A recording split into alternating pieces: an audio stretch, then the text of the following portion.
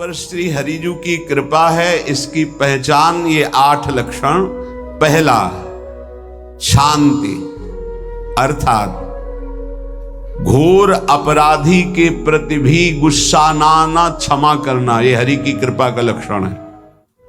देख लो भाई, घोर अपराधी शब्द तो जाने दो, जरा सा प्रतिकूल हो जाए तो लाख समझाओ पर भ्रकुटी तनी रहती है। ईर्ष्या, द्वेष, मात्सर्य, द्रोह, ये उपासक के हृदय की विषय नहीं, ये तो गंदे विषयी पुरुषों के हृदय के लक्षण हैं। जहां ईर्ष्या है, मात्सर्य है, द्वेष है, द्रोह है, ये कुमति के लक्षण है, ये सुमति के लक्षण नहीं, ये हरि कृपा पात्र के लक्षण नहीं। आपसे जो अपराध कर रहा है, द्रोह कर रहा है, आपका क्षमा बल ये हरि प्रसाद से होता है। शांति, क्षमा बल, शांति, सह गया, क्या करूं, सहना ही पड़ेगा क्योंकि भगवत मार्ग में वो ऐसा नहीं होता। शांति, बुरा ही नहीं लगा, हरि कृपा पात्र को बुरा ही नहीं लगा।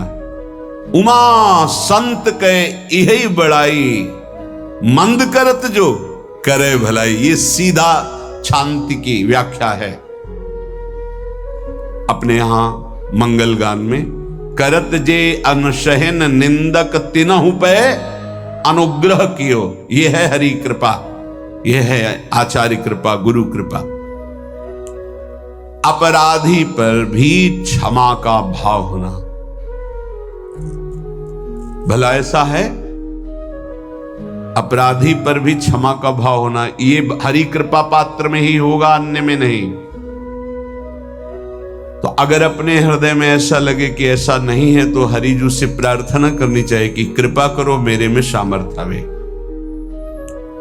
दूसरा, अनुसूया, वो किसी भी के प्रति कभी भी कोई दोष दर्शन ही नहीं करेगा।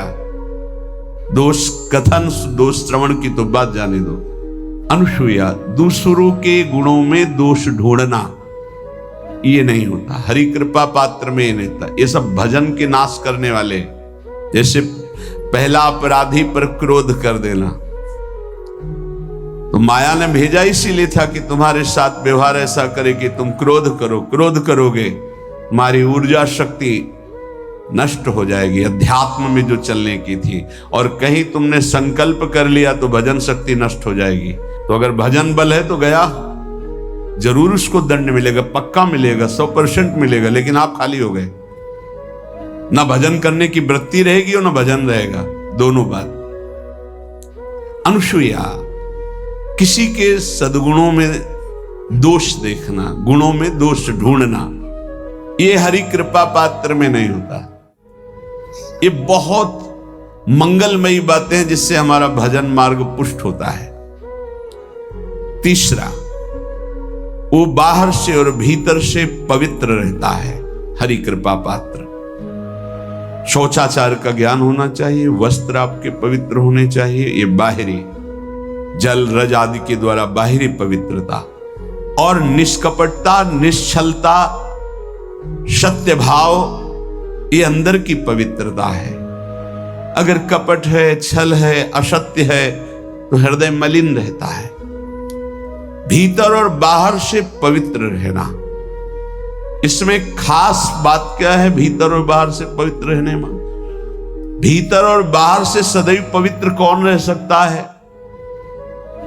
तो बोले जो पुंडरीकाक्ष भगवान श्री हरि का, प्रियाजू का स्मरण करता रहता है, वो शवायाभ्यंतर शुचि, वो बाह्य और अभ्यंतर दोनों से पावन रहता है। तीसरी जो कृपा का लक्षण है, अर्थात वो सदैव भगवत चिंतन परायण, शौचाचार का पालन करने वाला, बाहर और भीतर से हरि कृपा पात्र पवित्र रहता है। लघु शंका में जल पात्र में रखा जाता है, जनेंद्रिय को पवित्र किया जाता है, फिर हाथ रज से धो के, फिर कुल्ला करके, आचमन करके, पैर धोकर, ऐसे पवित्र आचरण, ऐसे पशुवत व्यवहार ठीक नहीं। कुछ लोग ऐसी गलती करते हैं कि जिसमें शौच हुआ जाता है उसी में बैठकर लघु शंका करते, तो सारे वस्त्र, पूरा शरीर अपवित्र हो गया आपका। अब तो अटैच बाथरूम की व्यवस्था माया ने कर दी है। हमें लगता है कि शौचालय अलग होना चाहिए और स्नान गृह अलग होना चाहिए, थोड़ा ही चाहे भेद हो, अंतराय होना चाहिए पवित्रता के लिए। अब ये शौचालय है, यही स्नान करना है, यही लघु शंका करनी है, तो पवित्रता का निर्वाह नहीं हो पाता। यदि जिस उस जगह आप शौच करते हैं, जो बैठकर उसी पे बैठ के लघु शंका करते हैं, तो आपको पूरा वस्त्र सहित स्नान करना चाहिए पवित्रता के, तभी बुद्धि भ्रष्ट हो जाती है। आपको मंत्र का निरंतर चलना ये कठिन पड़ जाएगा। पवित्रता का निर्वाह करो। देह राग मिटने के बाद एक स्थिति आती है, अवधूत स्थिति, उसमें फिर शरीर की पवित्रता का कोई संबंध नहीं रह जाता। पर अभी तो संबंध है ना देह भाव से, तो बहुत होश से लघु शंका ऐसे करें कि आपके पैरों में, वस्त्रों में छिट्टी ना पड़े, पवित्र रहें। हर समय हमें पवित्र मंत्र जपना है, नाम जपना है, श्री की सेवा में रहना है। बहुत जल्दीबाजी खड़े खड़े लघु शंका की, छिट्टियां पड़ रही, बस ऐसे चल दिए, वो पशुवत आचरण भगवत मार्ग में नहीं चल पाओगे। वो अंदर तुम्हारे व्याकुलता पैदा करता रहेगा, भोगों की, संसार की। शौचाचार का बहुत बड़ा फल है, शरीर राग छूट जाएगा। ये बात समझ लो, शरीर राग छूट जाएगा। शरीर संबंधी पवित्रता शरीर राग छुड़ा देती है, आंतरिक रहस्य है ये। चौथा, ऐसे कार्यों का अनुष्ठान न करें जिनमें हमारा भजन छूटता है, जिनमें सत्य छूटता है, जिनमें भगवत भाव छूटता है। जैसे आपके ऊपर कृपा हुई, आप भगवत मार्ग में चल रहे हैं, अब आप ऐसे संसारिक कार्यों का अनुष्ठान कर रहे हैं जिनमें आपकी चित्तवृत्ति बिल्कुल भगवत विमुख हो रही, तो जीवन का लाभ क्या होगा? लाभ तो है भगवत स्मरण सहित। इसी की मानो टीका है, छठदम शील बिरत बहु कर्मा, निरत निरंतर सज्जन धर्मा। शीलवान और ऐसे कर्मों से विरत जिनसे भगवत विस्मरण होता है, जो सज्जन पुरुषों के द्वारा धर्मानुष्ठान होते हुए उन्हीं का अनुष्ठान, ऐसे कर्मों में ना जाए जिससे भगवत विस्मरण होता है। जैसे कल एक ने प्रश्न किया कि मैं खाता तो नहीं हूं लेकिन मांस के दुकान में मांस बेचता हूं, होटल आदमी, क्या उचित है? ये उचित कैसे हो सकता है? तुम और भी तो व्यापार कर सकते हो। जरूरी है धर्म का पालन करने की इच्छा करते हो, धर्म आचरण करते हो, ऐसा नहीं। तो विरत बहुकर्मा, उन कर्मों से हमें विरत रहना है जो हमारे धर्म के विरुद्ध है, जो भजन के विरुद्ध है। हरि कृपा पात्र ऐसे कर्मों का अनुष्ठान कर ही नहीं सकता। और शारीरिक श्रम इतना जिससे हमारा भजन का तार ना टूटे। जब भजन का अभ्यास किया जाता है तो हर कार्य को सुचारू रूप से करते हुए एकाग्रता भजन में रखी जाती है। हम वो कार्य जल्दी से कर ही नहीं सकते जिसमें भजन छूट जाए और कार्य पूरा हो। नहीं, हम कार्य करेंगे, हमें छोड़ दीजिए, हम अपने चिंतन से युक्त होते ही बिल्कुल कार्य करेंगे। जैसे कई साधक हैं, उपासक हैं, बड़े अच्छे उपासक हैं, उनको आप कार्य दीजिए कि आप पानी गर्म कर दीजिए, पात्र बहुत सुंदर साफ होगा, पानी बहुत गर्म, लेकिन आप कह दीजिए कि 5 मिनट में गर्म करके ले, तो उनसे असंभव नहीं होगा। छोड़ दीजिए उनको आप, वो मतलब ऐसा कार्य करेंगे प्रशंसनीय, पर वो समय से। उनका एक सिद्धांत है, बहुत अच्छा लगता है, और अपने को पता है इससे जल्दीबाजी नहीं होनी। पात्र मार्जन करना है, छोड़ दीजिए आप उसको, टोकिएगा नहीं, आप जल्दी मांझ के, उससे नहीं होने वाला।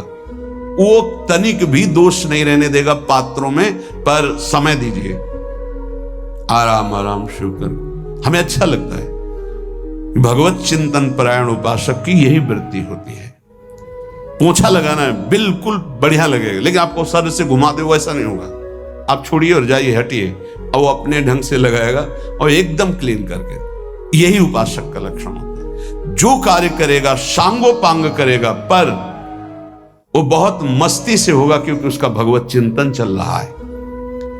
अधिक ऐसे जिससे हमारा चिंतन छूट जाए, थोड़ा संयम में आना चाहिए।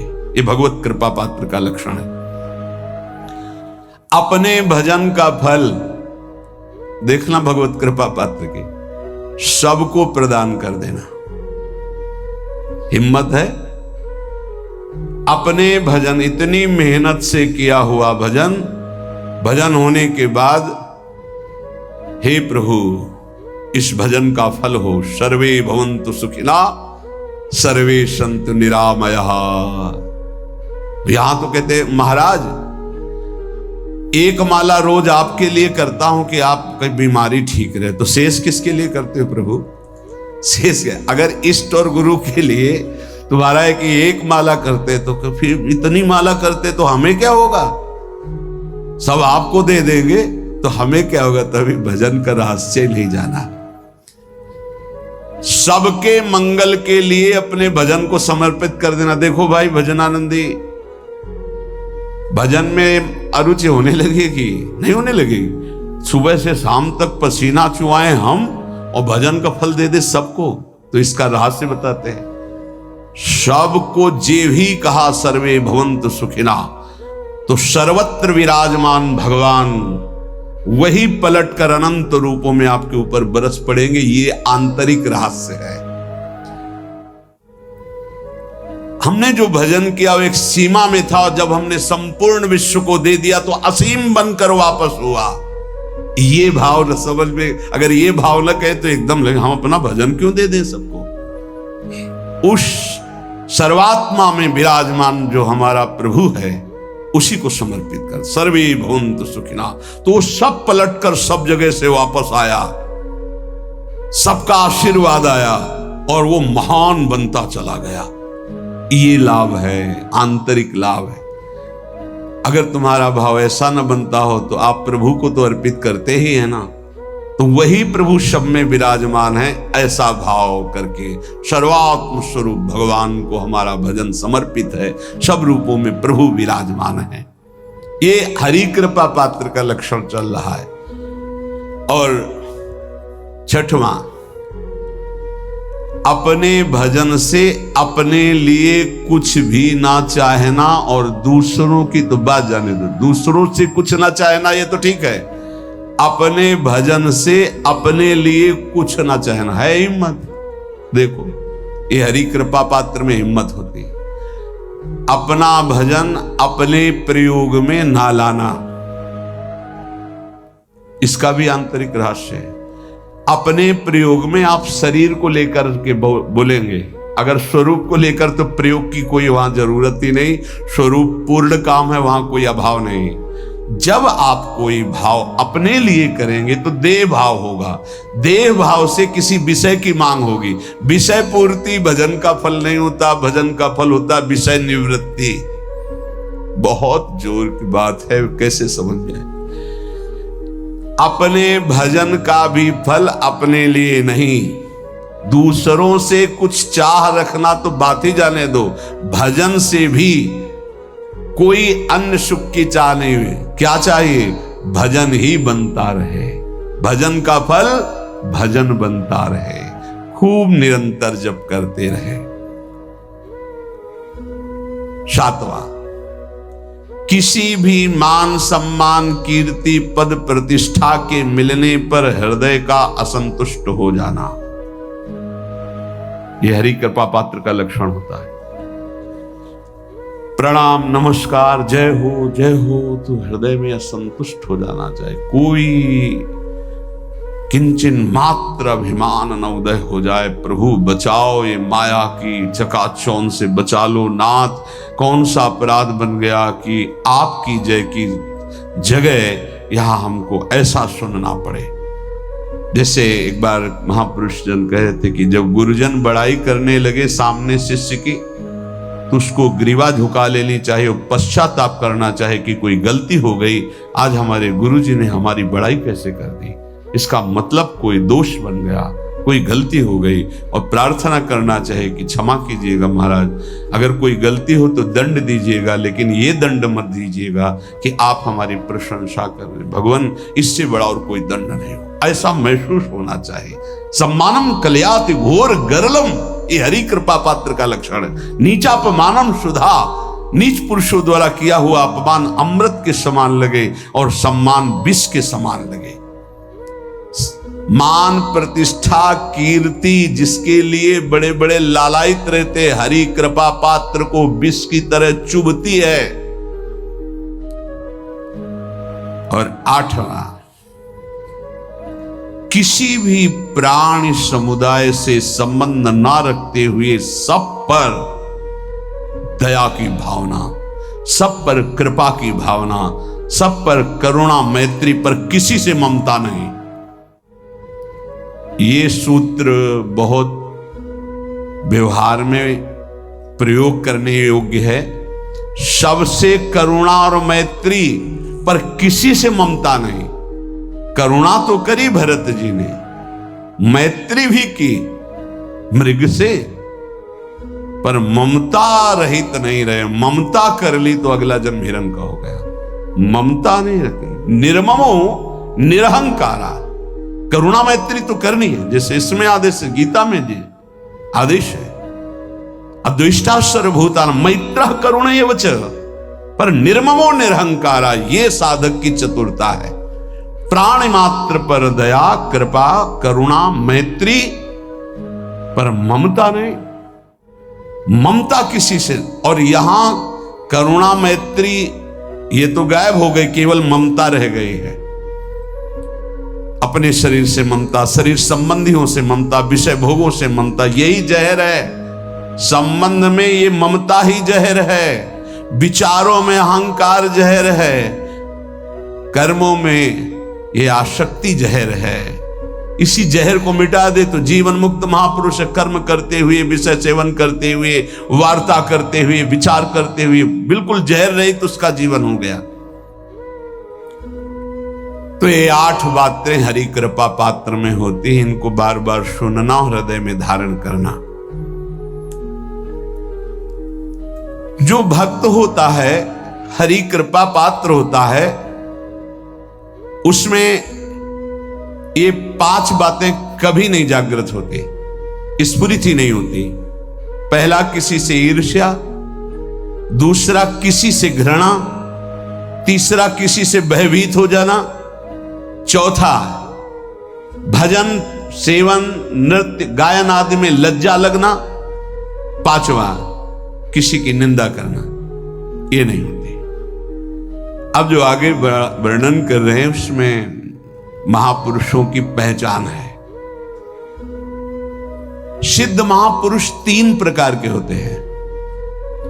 एक होते हैं आचार्य कोटि के, सात्विक विचार वाले, एक होते हैं भ्रष्ट आचरण वाले, एक होते पिशाचाचरण वाले, और तीनों सिद्ध हैं। बहुत बड़े महापुरुष पूज्यपाद उड़िया बाबा जी हैं, वही रहस्य का प्रकाश कर सकते थे, अन्यथा बिना ब्रह्मबोध महापुरुष के ऐसा नहीं। तीनों सिद्ध हैं, तीनों भगवत प्राप्त है।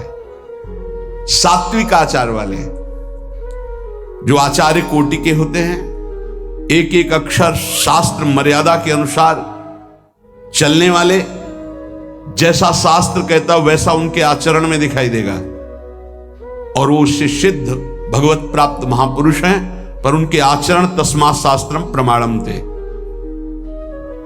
दूसरे भ्रष्टाचार, ऐसों को पहचान पाना बहुत कठिन होगा। भेष मलिन, आचरण मलिन, जैसे आप में कोई पुराना हो तो शायद जान पाएगा, भगवान दास नाम के एक संत इसी चौराहे पे रहते थे। ये जो चौराहा है, कभी नंगे पड़े रहते थे, कभी वो पा रहे उनके साथ कुत्ता पा रहा है, कभी नाली का पानी पी रहे हैं, और भगवत प्राप्त महापुरुष थे। इसकी पहचान स्वयं की कोई चाय रखने गया, उठा के ईंट मार दी, गाली दे दी, दौड़ पड़े, पकड़ पाए तो 10-5 घूंसे थप्पड़ मार दिए। ऐसा उनका व्यवहार था, भ्रष्टाचार। हलवा कोई रख गया, खिचड़ी रख गया, कुत्ता खा रहा है, उसी के साथ वो खा रहे हैं। कभी गमछा लपेटे, कभी नंगे, सीधे प्रकृति का वार शरीर से सहते थे, बस चौराहे पे ही रहते थे। बहुत अगर गए तो ये राधा टीला है, बस इतना ही उनका था। राधा टीला से इधर, और इधर थोड़ा चढ़ाई जो है जहां पूज्य श्री चंद्रशेखर बाबा जी वास करते, उसके इधर, मतलब चौराहे के बस इतने में ही रहते थे 12 महीना। 20 साल उनको देखा। तो जब काशी से आए हुए थे तो उनको देखा तो उनकी दृष्टि से लगा कि ये स्थिति प्रज्ञ महापुरुष हैं, पर अपने को छुपाए हुए ऐसी लीला करें। पर उनके कुछ ऐसे आचरण थे जिनसे लगा कि इनकी, हमें लगता है, बुद्धि खराब है क्या, मतलब पागलपन का दौड़ा है क्या। ऐसे राधा रमण जी दर्शन करने गए तो जो पुंडरीक जी हैं इनके बाबा, वो उस समय थे, उनके पुत्र जो पुंडरीक जी के पिताजी, वो उनके सहायोग में। तो करुणा कृपा हुई उनकी, उन्होंने देखा। वो तो बाद में परिचय जाना उनका, हमें पता नहीं, तो बाद में परिचय। वो पीत वस्त्र धारण किए हुए वयोवृद्ध एकदम डलिया लाए, राधा रमण जी को निकाल करके अपने को प्रसाद मिला। तो सीधे राधा रमण जी की कृपा का अवलोकन करते हैं और परिक्रमा लगाना। एकदम संकल्प बना, कमंडल में 2 कुलिया रखे, ढक्कन से ऐसे ढक के, और बस मन में आया कि अगर वो बाबा हमसे आते हैं, हमारे कमंडल से कुलिया, सत्य, परम सत्य, कुलिया लेते हैं और पाते हैं और फिर रख के चल देते, तो मैं मान जाऊंगा कि प्रभु ये आपके धाम के सिद्ध महापुरुष हैं, आए हुए थे हम काशी से ऐसे। क्योंकि काशी में ऐसी लीलाएं देखी थी बड़े अवधूत कोटि के महापुरुषों को। आपसे सत्य कहते हैं, वो पेड़ हट गया, रमण रेती में था, बीच रोड में था, चबूतरा बना था, वो ऐसे पड़े थे, वहां के हम बैठ गए, बिजली की तरह उठे, रफ्तार से आए, खड़े हो गए हम बिल्कुल। हमें पता था कि घूंसा थप्पड़ इनका प्रसाद होता है। हम कहा उस समय, हम कहा अगर हाथ चलाएंगे तो पकड़ लेंगे ना, बिल्कुल पोजीशन में खड़े। तो बंगाली भाषा में कुछ बोले, वैसे गले में हाथ डाला, ढक्कन हटाया, कुलिया निकाली, पाया, कुलिया वहीं रखा, ढक्कन रखा, गए और वहीं लेट रहे। सत्य कहते एकदम रोम रोम खड़ा हो गया कि अरे भगवत प्राप्त महापुरुषों को जानना बड़ा कठिन है, कैसे आचरण, भ्रष्ट आचरण से रहते हैं। कभी दिगंबर, कभी गमछा लगा हुआ है, कभी कुत्ते के साथ खा रहे, कभी नाली का पानी पी रहे। पूज्य बाबा कह रहे आचरण मलिन, नाली या पैखाने का भी पानी पीने में उनको कोई भी परेशानी नहीं। गंदे जगह मलिन भाव से पड़े रहना, किंतु वृत्ति हर समय भगवदाकार रहना, भगवदाकार रहना। ये तीसरे, पिशाचाचार, गाली गलौज करना, ईंट पत्थर से मारना, हर मलिन चेष्टा बहुत कठिन है, बहुत कठिन है। ये सब देखने को मिला है भगवत कृपा से तीनों प्रकार के महापुरुषों का। वृंदावन में एक आगंतुक संत आए थे बाहर से, वो रात्रि में हर वृक्ष के नीचे खड़े रहते, पैर सूज गए थे, उनको कभी बैठे और लेटे नहीं देखा, खड़े ही रहते थे। ये 25 वर्ष के लगभग की बात है। उनको जब देखा तो देखते ही उनकी दृष्टि ऐसी थी ऊर्ध्व, लगा ये तो भगवत प्राप्त महापुरुष हैं, 45 वर्ष की अवस्था हो, बस खड़े रहते थे, चरण उनके फट गए थे ऊपर से ऐसे खड़े खड़े। रात्रि में एक दिन हिम्मत की, बोलते नहीं थे वो, लार बह रही है ऐसे गंदे कपड़े, महाराज जी आप कृपा करें। उस समय मदन टेर में या आप आइए, तो सहज में से खड़े हो गए। तो आटे के 4 लड्डू हमें मिले हुए थे, तो उनका आप कृपा करके पाइए, पाले। उनका आपका ये जो बाहरी परिवेश है और आपके जो बाहरी लीलाएं हैं, ये बाहरी लोग तो भले न समझ पाए, पर प्रभु मुझे ऐसा अनुभव होता है आप भगवत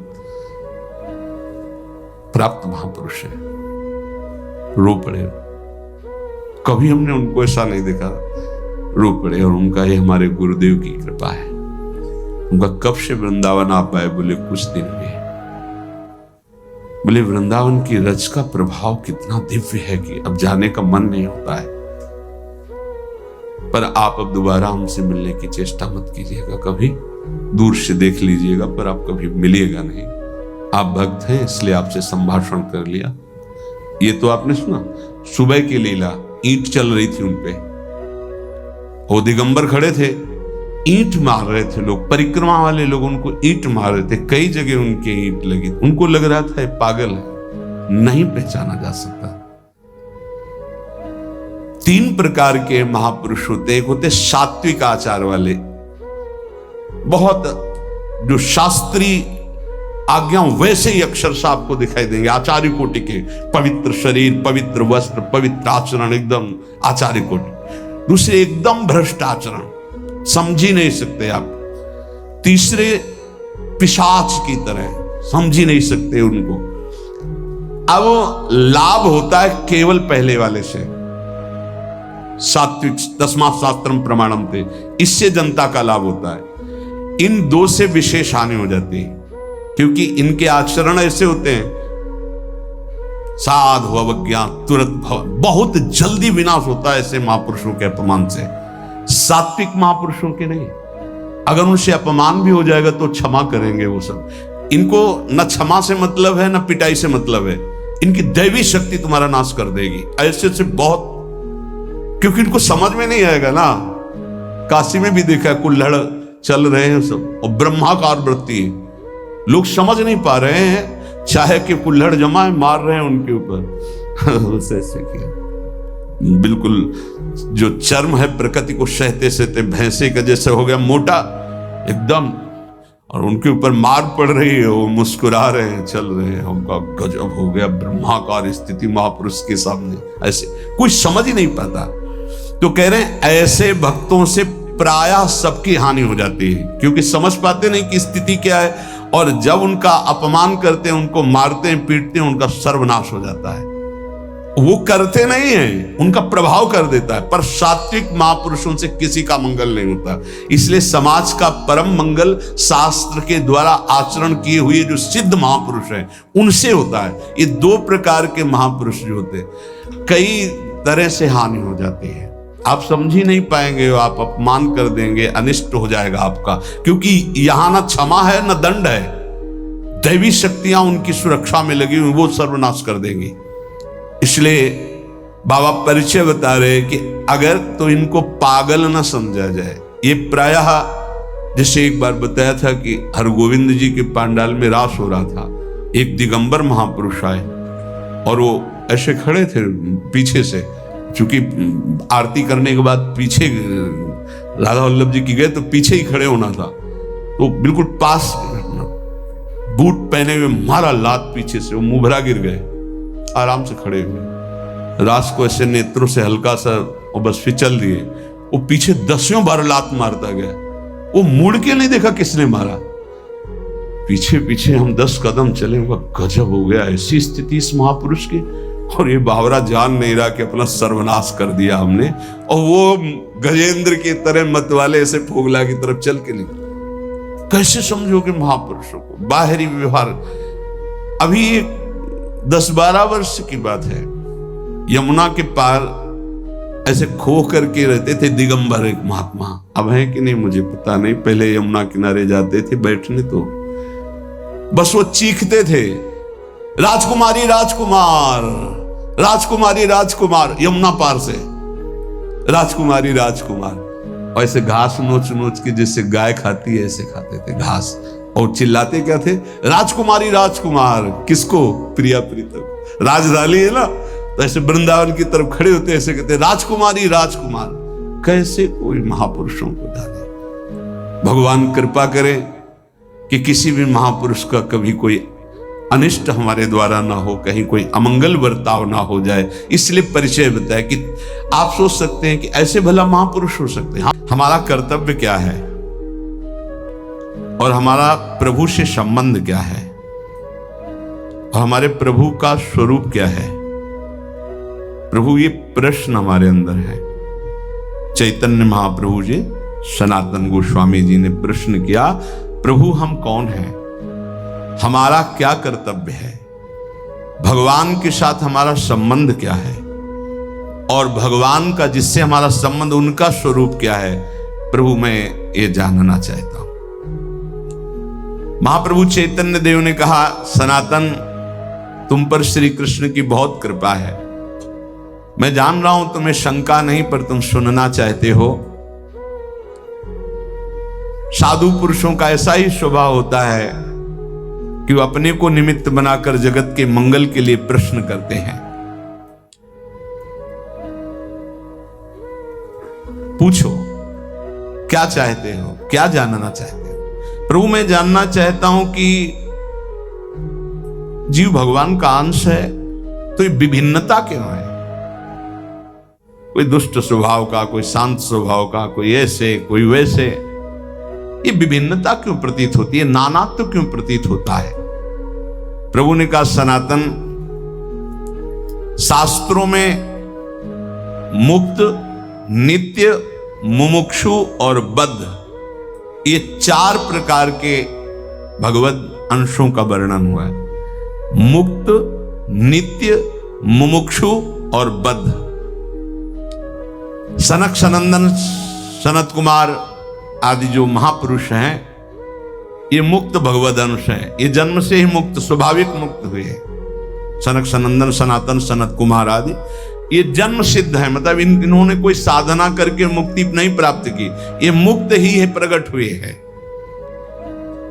ये संसार में रहते हुए इनको कभी कोई भी बांध नहीं सकता, क्योंकि मुक्त ही प्रकट हुए हैं।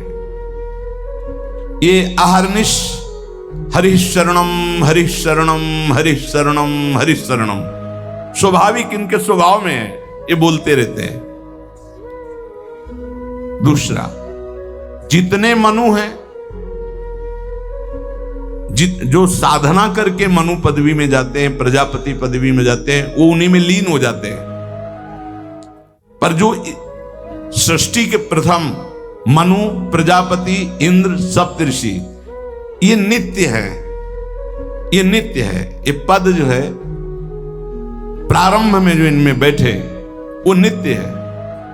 सृष्टि बदलती जाएगी, सप्तऋषि पद, मनु पद, इंद्र पद, ये नित्य है। नित्य का मतलब स्वरूप से है कि इसमें नित्य जो चैतन्य गण है, इस पदवी को प्राप्त हुए, उसमें विराजमान होते हैं। क्योंकि इस सृष्टि के निमित्त ही इनकी रचना हुई है। वायु देवता है, अग्नि देवता है, इनकी आराधना करके कोई वहां देवता बने, वो तो पूर्ण क्षीण होने पर मृत्यु लोक आएगा। लेकिन इस सृष्टि के आदि में रचे गए जितने देवता हैं, ये लय के समय लय हो जाएंगे। लेकिन ऐसा नहीं कि वायु देवता बदल गए, इंद्र देवता बदल गए, अमुक देवता बदल गए, जाकर उन्हीं में लीन हो जाए। हाँ, कभी कोई ऐसी लीला हुई तो इंद्र थोड़ी देर के लिए, फिर दूसरा कोई इंद्र बना और फिर वो गति को प्राप्त, वो बात अलग। ये स्थायी देवता है, आदि देवता है।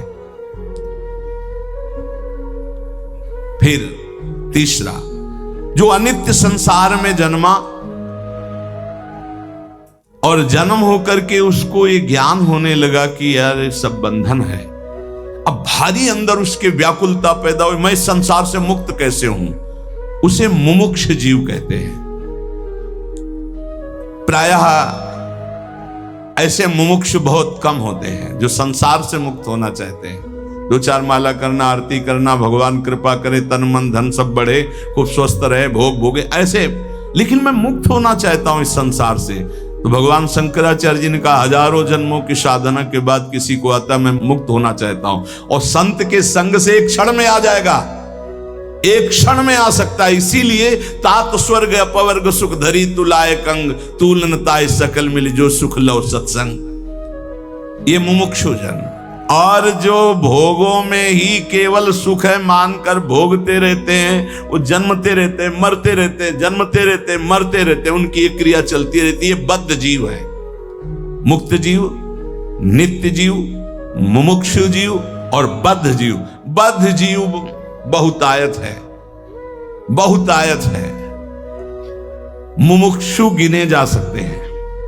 बद्ध जीव तो वैसे जैसे लोगों का होता है कि इस समय सृष्टि बहुत बढ़ रही, कहां से आ रहे हैं जीव? जो दीमक योनि में है, एक बीते में लाखों हैं। अब उनको मनुष्य योग नियंत्रण मिलेगी तो एक नगर बस जाएगा कि नहीं बस जाएगा? तो योनियों का परिवर्तन होता रहता है। अल्पज्ञ जीव क्या प्रश्न करते रहते हैं कि अब तो बहुत सृष्टि बढ़ रही, कहां से आते हैं?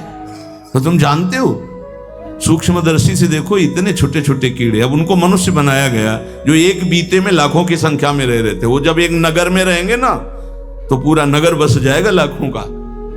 अब अल्पज्ञ जीव को कैसे समझाए? ये जो बद्ध जीव हैं, पुनरपि जननम पुनरपि मरणम पुनरपि जननी जठरे शयनम। शास्त्रों में जीवों की 84 लाख योनियां बताई गई हैं। भगवत चरणारविंद से विमुख जो हैं, ये भोगों में रत बार बार जन्मते मरते रहते हैं, विविध योनियों में जाते हैं, चिरकाल तक सृष्टि में भटकते रहते हैं। मायापति की माया ने सबको बांध रखा है। कभी उनको ऐसा सौभाग्य मिला कि साधु संग मिला तो मुमुक्षुता जागृत। जब द्रवहि दीन दयालु राघव तो साधु संगति पाइए। ये बात आप बैठा लीजिए कि बहुत कृपा पात्र हैं अपने लोग जो रोज चर्चा करें, कथन और श्रवण का प्रभु सौभाग्य दिए। सनातन जी ने पूछा, प्रभु माया से छुटकारा कैसे मिलेगा? जीव जब माया के अधीन घूमता ही रहता तो उसके निस्तार का उपाय क्या है? प्रभु ने कहा, एक उपाय है, जब किसी महापुरुष के वचनों को कोई मानने लगता है, उनका संग मिलता है, तब वो मायापति भगवान की शरण में चला जाता है और उसकी माया से मुक्ति मिल जाती है। सनातन ने पूछा, प्रभु मायापति भगवान की शरण का मतलब क्या है, कैसे प्राप्त होती है? प्रभु ने कहा, भाई इसमें तो मुख्य केवल भगवान की कृपा ही है कि कोई भगवत प्रेमी मात संगस्तु दुर्लभ हो, लेकिन बिनु हरि कृपा मिले नहीं संता। भगवान की कृपा से देखो, जीव के कल्याण का प्रारंभ और पूर्णता संतों से ही होती है। अगर सत्संग मिल गया तो समझो बाजी मार गए, भगवान आप पर बहुत कृपालु हैं। अगर संतों के प्रतिभाव बन जाए, कभी कभी हवा चलती है, कभी दक्षिण की, कभी वाम की, कभी उत्तर की, कभी पूर्वाई की, चारों दिशाओं की चलती है। तो जैसे अनुकूल हवा चल जाए तो फिर सबको आनंद आने लगता है, वैसे अनुकूल सी हवा चल गई प्रियाजू की, राधा राधा राधा राधा, निकल चलो, हवा बढ़िया। नाव में अगर अनुकूल हवा मिल जाए, खेवैया चतुर हो तो देर न लगे पार हो जाए।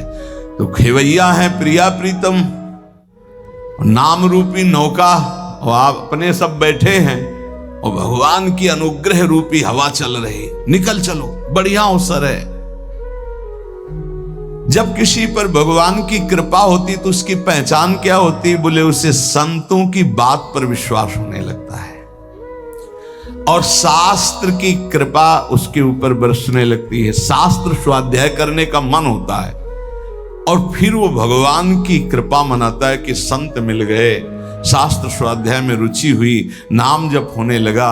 प्रभु आपकी बड़ी कृपा, वैसी कृपा कर दो कि हृदय निर्मल हो जाए। ये काम क्रोध लोभ मोह प्रभु आपसे विमुख, वो प्रार्थनाएं करने लगता है। बिल्कुल ऐसा ही है, एकांतिक में दृश्य आते हैं, प्रार्थना शुरू हो जाती है। सनातन ने कहा, प्रभु मैं जानना चाहता हूं कि जीव प्रभु से विमुख होकर क्यों योनियों में भटकता है? पृथ्वी में तो हमने ऐसे वैभव भोग ऐश्वर्य देखे सब, पर प्रभु किसी में शांति नहीं, दुख ही दुख है। स्वर्गलोक में भी तो नाम मात्र का केवल दिखावटी सुख है, बाद में फिर मृत्यु लोक। प्रभु अंतिम शांति कहां जाकर मिलती है? प्रभु ने कहा, सनातन चींटी से लेकर ब्रह्मा तक सब मायाबद्ध है, माया में बंधे। स्वर्ग क्या ब्रह्मलोक तक शांति नहीं, परम शांति तो प्रभु श्री कृष्ण के चरणों के चिंतन में, नाम कीर्तन में, नाम जप में है। किसमें परम शांति है? प्रभु श्री कृष्ण के चरणों के चिंतन में, नाम जप में, नाम कीर्तन में। बोले ये भोग ले तो चित्त शांत हो जाएगा। अरे त्यागात शांतिरनंतरम, भोगात शांतिरनंतरम नहीं है। सनातन ने कहा प्रभु ब्रह्मा जी तो भगवान के स्वरूप है, फिर आपने कहा चींटी से ब्रह्मा तक मायाबद्ध है, उनको तो सुना है वो चराचर जगत के ईश्वर, उनको क्या दुख है, वो तो संपूर्ण जगत को उत्पन्न करने वाले स्वामी हैं। चैतन्य महाप्रभु ने हंसकर कहा कि भगवान तो श्री कृष्ण चंद्रजू हैं, आपको अभी पता नहीं, न जाने कितने असंख्य ब्रह्मांड हैं और असंख्य ब्रह्मांडों में असंख्य ब्रह्मा हैं, अलग अलग मुख के। गर्ग संहिता में वर्णन हुआ, जब अपने यहाँ के ब्रह्मा जी गए तो एक सखी प्रकट हुई। क्या विनय है, कहां से आए हो, किस लोक के ब्रह्मा हो? तो बोले और लोक के भी हैं। बोले तुम तो 4 मुख वाले हो, देखो उधर लाइन खड़ी, कोई 100 मुख का, कोई 1000 मुख का, कोई 10,000 मुख का, ऐसे ब्रह्मा है अनंत ब्रह्मांडों में। ब्रह्मा जी की खोपड़ी काम नहीं की कि हम तो समझ रहे थे पूरे ब्रह्मांड के ईश्वर हम ही हैं। न जाने कितनी नारायण भगवान की लाइन लगी हुई थी, कोई इतनी भुजा वाला, कोई इतनी भुजा वाला। असंख्य ब्रह्मांडों में असंख्य रूपों से हरि ब्रह्मा महादेव के रूप में असंख्य ब्रह्मांडों का एक रोमकूप में करोड़ ब्रह्मांड। अब तुम्हारी बुद्धि कैसे काम करेगी, कैसे काम करेगी? तुम्हारे रोमकूप में एक सरसों नहीं टिक सकती है, और श्री कृष्ण के रूप में ब्रह्मांड निकाया निर्मित माया रोम रोम प्रति वेद कहें, और तुम श्री कृष्ण का अनुगमन करना चाहते हो।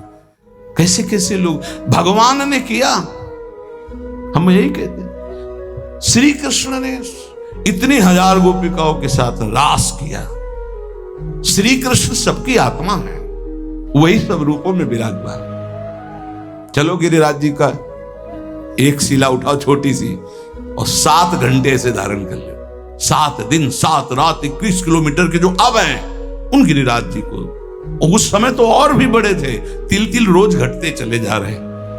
भगवान की लीलाएं सुनो, भगवान का नाम जप करो, हृदय पावन हो। ये उद्दंडताएं छोड़ो, नहीं तो पीट देगी माया। मायापति है, वो इशारा कर दिए कि देखो बहुत ही चालबाज बन रहा है, तो बोले बच्चा तो हमारा ही अबे ठीक करती है, मैया मार पीट के चला देगी होश में। तो कह रहे ब्रह्मा पर्यंत सब बंधे हैं, एक एक रूमकूप में करोड़ों ब्रह्मा। दावानल में जब आग लगी, ऐसे मुंह में पी गए श्री कृष्ण, जिसमें माखन मिश्री खाया, उसी में ग्वाल वालों की प्राण रक्षा के लिए भीषण जंगल की दावानल को भगवान एक क्षण में पी गए। तो कोई आश्चर्य थोड़ी, यहीं से अग्नि का प्रादुर्भाव हुआ। ब्राह्मणो समुखमासीत बाहु राजन्य कृता, जैसे ये चतुर्वर्ण, ऐसे ही भगवान की मुख से अग्नि का प्रादुर्भाव हुआ, मानो अपने स्थान पर अग्नि को रख लिया।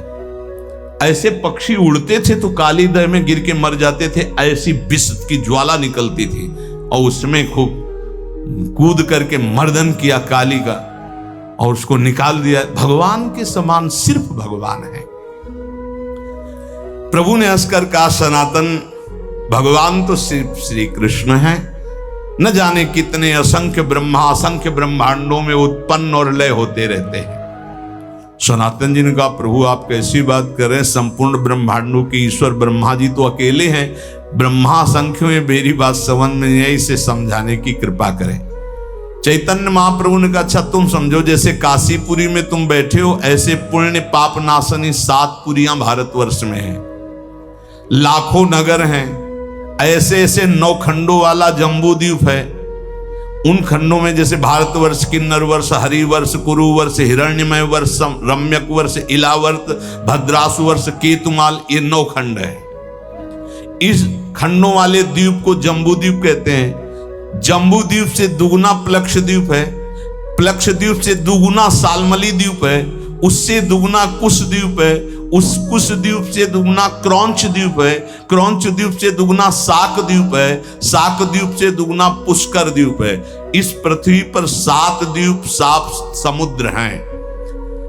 कलयुग वाले पुरुष पूरे जम्बू द्वीप को ही देखने की सामर्थ्य नहीं रखते, फिर क्षीर समुद्र आदि, दधि समुद्र, घृत समुद्र, इनके समुद्र हैं।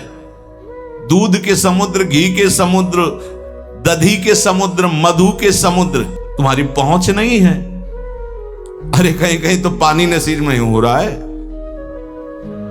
जैसे तुम यहां पेट्रोल खरीदते हो, वहां पानी खरीदा जाता है, वहां कुएं से पेट्रोल। कैसा, अगर किसी को बताया जाए कि पानी की जगह तेल निकलता है, केरोसिन, पेट्रोल, डीजल, ये सब जमीन से ही तो निकलता है, तो अब आप पढ़े लिखे हो तो विश्वास मान सकते हो ना। नहीं, गांव में बताया जाए कि जैसे पानी वैसे, बोले ऐसे कैसे हो सकता है। एक समय बुजुर्ग लोग बैठ के बातें करते थे कि देखना आगे समय आएगा पानी बिकेगा, तो उनकी हंसी उड़ाई जाती थी कि पानी बिकेगा, बवाल।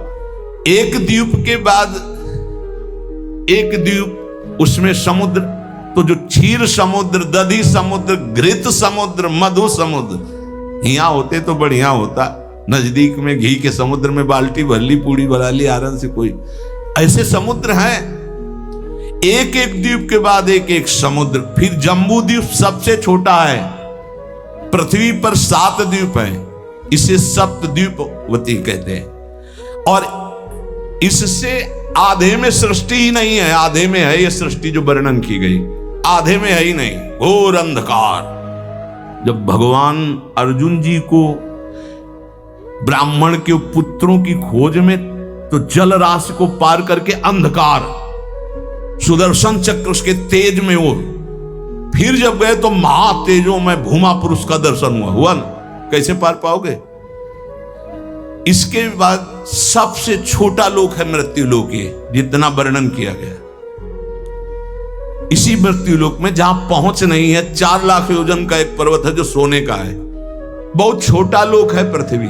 इससे बड़ा लोक है ऊपर, भुआ, भुवरलोक, स्वर्गलोक, महारलोक, जनलोक, तपलोक, ब्रह्मलोक। इसके नीचे लोक है तललोक, अतललोक, वितललोक, सुतललोक, तलातल, पाताल, रसातल। ये 7 नीचे 7 ऊपर मृत्यु लोक के।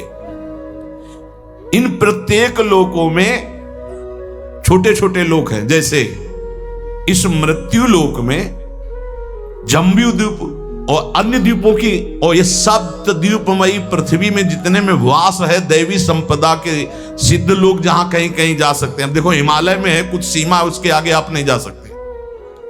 ऐसी आधी भूमि पड़ी हुई है जो घोर अंधकारमयी है, और पूरे इस भूमंडल में अमेरिका और कितना सब ऐसे नहीं, ऐसे एक लोक है स्वर्ग, जो मृत्यु लोक से, पृथ्वी लोक से कई गुना बड़ा है। उसमें कई विभाग हैं, गंधर्व लोक, अप्सरा लोक, ये लोक, वो लोक।